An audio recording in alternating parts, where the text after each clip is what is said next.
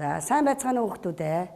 За өнөөдөр 5 дугаар ангийн бие тамирын хичээл дээр хөгжмийн хэмнэлд 48 тоо дасгалыг хэрхэн яаж хийх тухай хичээл орно. За багш нар нь эхлээд удаанаар заана. За 1-р 8 тоод амьсгалын дасгал явлаа. 1 2 3 4 5 6 7 8 1 2 3 4 5 6 7 8 2-р 8 тоо дасгал 1 2 3 4 5 6 7 8 дасгалыг давтъя.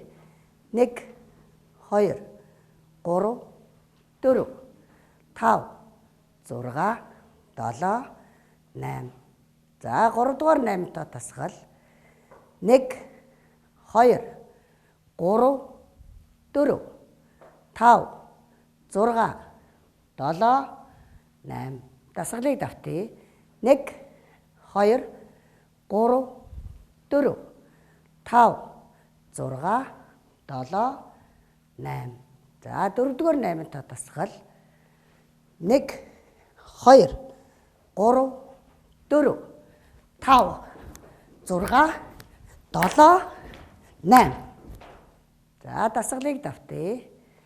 1 2 3 4 5 6 7 8 за 5-р 8 тоо дасгал 1 2 3 4 5 6 7 8 дасгалыг давтъя. 1 2 3 4 5 6 7 8 6-р 8 тоо дасгал 1 2 3 4 5 6 7 8 1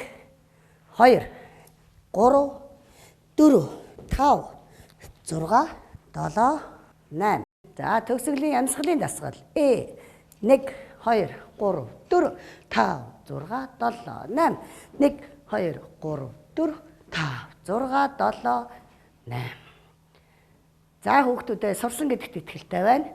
За одоо бүгдээрээ багш нартайгаа цуг хөгжмийн хэмнэлд хийцгээе.